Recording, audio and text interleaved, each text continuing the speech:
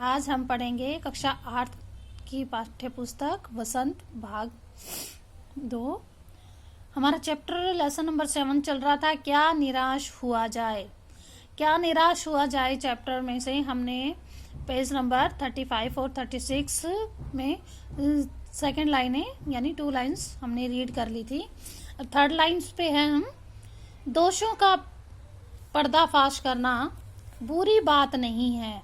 कहते हैं कि दोषों का जिसके अंदर भी अवगुण है उसको उसका बारे में बताना कोई बुरी बात नहीं है। बुरी यह मालूम होती है जब किसी के आचरण के गलत पक्ष को उद्घाटित किया जाए, यानी किसी के करेक्टर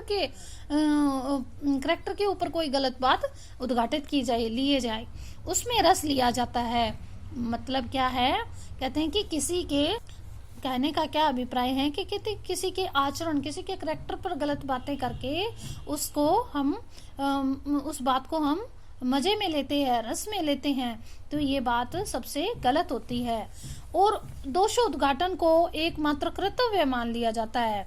बुराई में रस लेना एक अलग बात है, अच्छाई में उतना ही रस लेकर उजागर न करना और भी बुरी बात है। कहते हैं कि सैकड़ों ऐसी घटनाएं होती है कि हम अच्छाई की बात को इतना उजागर नहीं करते हैं, अच्छाई की बात को हम इतना क्लियरिटी से नहीं बताते हैं जितनी कि बुरी बात को बताते हैं। अच्छाई को न बताना क्या है, बुरी बात है। कुछ ऐसी सैकड़ों घटनाएं होती है जिन्हें उजागर करने से लोक चित्त में अच्छाई के प्रति एक भावना जाग जाती है। कहते हैं कि अच्छाई को हमेशा उजागर करना चाहिए जिससे कि जनता के अंदर, लोग क्या होते हैं, जनता, चित्त माने मन या हृदय में अच्छाई की भावनाएं पैदा हो। फिर ये बात करता है, एक बार रेलवे स्टेशन पर टिकट लेते हुए गलती से मैंने 10 के बजाय कितने रुपए का नोट दे दिया, 100 रुपए का नोट दे दिया। मैं जल्दी जल्दी गाड़ी में आकर बैठ गया। थोड़ी देर बाद देखा तो टिकट बाबू उन दिनों के सेकंड क्लास के डिब्बे में हर आदमी को चेहरा चेक करते हुए पहचानता हुआ उपस्थित हुआ। यानी जो टीटी होता है रेल का, वो उस डिब्बे में जो बैठने वाले हर बंदे की टिकट चेक करता है और चेहरा पहचानता है। उसके अंदर आ गया, उसने मुझे पहचान लिया, कहा, बड़ी विनम्रता से मेरे हाथ में से 90 रुपए रख दिए और बोला, यह बहुत गलती हो गई। कि उससे गलती हो गई थी, टिकट बापू से गलती हो गई थी। किससे? कि जो राइटर था वो रेलवे स्टेशन पर जब टिकट लेने गया तो उन्होंने 10 के बजाय 100 का नोट दे दिया गलती से। तो टिकट बाबू ने सामने से कितने रुपए दिए, उन्हें 90 रुपए वापिस दे दिए और बोले, गलती हो गई, आपने देखा नहीं, मैंने भी नहीं देखा। उसके चेहरे पर विचित्र संतोष की गरिमा थी। मैं चकित रह गया।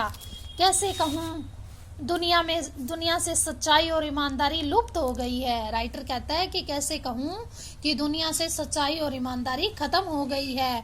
वैसे अनेक अवांछित घटनाएं भी हुई है, अवांछित जिन्हें जानना या सुनना या हम देखना पसंद नहीं करते, परंतु यह एक घटना ठगी और वंचना की अनेक घटनाओं में से अधिक शक्तिशाली है। कहते हैं कि जो ठगी की, जो चोर की, लूट की, पाट की जो घटनाएं होती है, उनसे सबसे ज्यादा स्ट्रॉन्ग ये घटनाएं कौन सी थी कि एक बार मैं बस में यात्रा कर रहा था, मेरे साथ मेरी पत्नी और 3 बच्चे थे। बस में कुछ खराबी थी, बस रुक कर चलती थी। गंतव्य से कोई 8 किलोमीटर पहले ही एक निर्जन सुनसान स्थान पर बस ने जवाब दे दिया। रात के समय कोई 10 बजे होंगे। बस में यात्री घबरा रहे थे, कंडक्टर भी उतर गया था और एक साइकिल लेकर चलता बना। लोगों को संदेह हो गया कि हमें धोखा दिया जा रहा है। बस में बैठे लोगों ने तरह तरह की बातें शुरू कर दी। किसी ने कहा, यहाँ डकैती होती है, 2 दिन पहले ही एक बस को लूटा गया था इसी तरह। परिवार सहित मैं अकेला था, बच्चे पानी पानी चिल्ला रहे थे, पानी का कोई कहीं ठिकाना नहीं था। ऊपर से आदमियों में डर समा गया। कहते हैं कि कुछ नौजवान यानी बच्चे, जो युवा वर्ग के बच्चे होते हैं, ने ड्राइवर को पकड़कर मारकर पीटने का हिसाब बनाया। ड्राइवर के चेहरे पर हवाइयां उड़ने लगी। लोगों ने उसे पकड़ लिया। वह बड़े कातर ढंग से, यानी बड़े चालाकी ढंग से मेरी ओर देखने लगा और बोला, कातर यानी घबराए ढंग से मेरी ओर देखने लगा और बोला, हम लोग बस का कोई उपाय कर रहे हैं, बचाइए, ये लोग मारेंगे। बस ड्राइवर उसको लेखक को कहता है कि ये लोग मुझे मारने की तैयारी में हैं, लेकिन मैं तो कोई बस का उपाय कर रहा हूँ कि बस कोई आ जाए तो हम सभी बच जाएंगे, और इन लोगों से मुझे बचा लीजिए, ये लोग मुझे मार डालेंगे। डर तो मेरे मन में भी था, लेखक बोला, लेकिन उसकी कातर मुद्रा इन घबराई हुई मुद्रा मैंने देखकर यात्रियों को समझाया कि मारना ठीक नहीं है, परंतु इतने घबरा गए कि मेरी बात सुनने को वो तैयार ही नहीं। कहने लगे, इसकी बातों में मत आइए, धोखा दे रहा है, कंडक्टर को पहले ही डाकुओं के यहाँ भेज दिया। भाई ये ड्राइवर और कंडक्टर दोनों की मिली भगती होगी। मैं बहुत भयभीत था, डरा हुआ था, पर ड्राइवर को किसी तरह पीटने से बचने के लिए 1.5-2 घंटे मारपीट से बचाकर 1.5-2 घंटे बीत गए।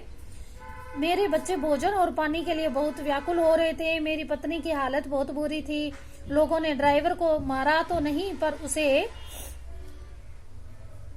उसे बस से उतारकर एक जगह घेर कर रखा। कोई भी दुर्घटना होती तो पहले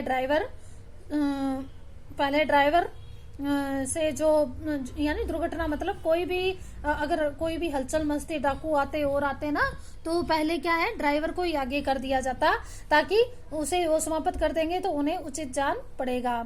मेरे गिड़गिड़ाने का कोई विशेष असर पड़ा। इसी समय क्या देखता हूँ कि एक खाली बस चली आ रही है और उसमें हमारे बस का कंडक्टर भी बैठा हुआ है। उसने आते ही कहा, अड्डे से नई बस लाया हूँ, इस बस पर बैठिए, वह बस चलाने के लायक नहीं है। फिर मेरे पास लोटे में पानी और थोड़ा दूध लेकर आया। बोला, पंडित जी, बच्चों का मुझसे देखा नहीं गया, वहीं दूध मिल गया, थोड़ा लेता आया।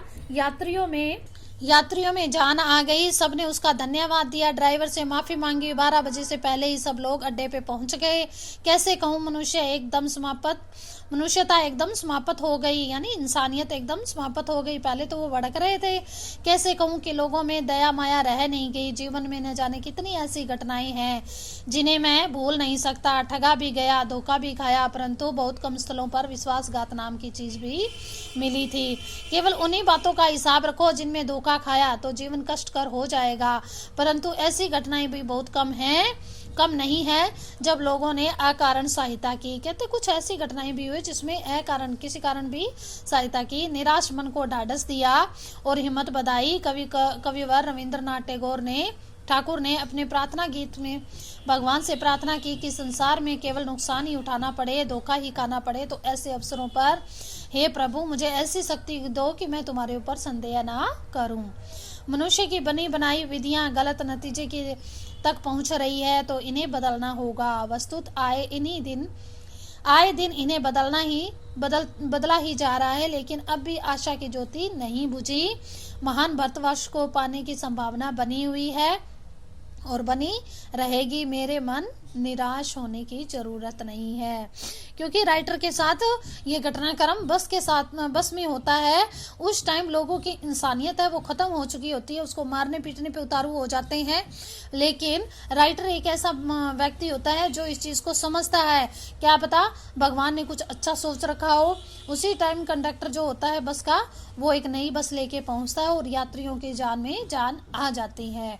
तभी ये राइटर ने ये कहा है, कहते हैं कि चाहे सब कुछ हो जाए, धोखा खाना पड़े, घाटा खाना पड़े, कुछ भी, लेकिन भगवान के ऊपर संदेह कभी नहीं करना चाहिए। धन्यवाद।